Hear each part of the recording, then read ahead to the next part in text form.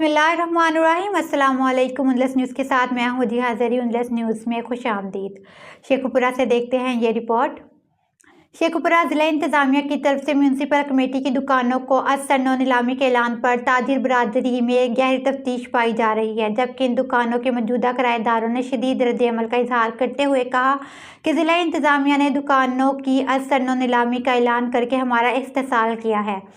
हमें नीलामी के ऐलान से कबल आगाह नहीं किया गया, हालांकि हम पाबंदी से किराया अदा कर रहे हैं और ज़िला इंतज़ामिया की तरफ से जब भी किरायों में इजाफा किया गया हमने इस पर अमल दरामद यकीनी बनाया है।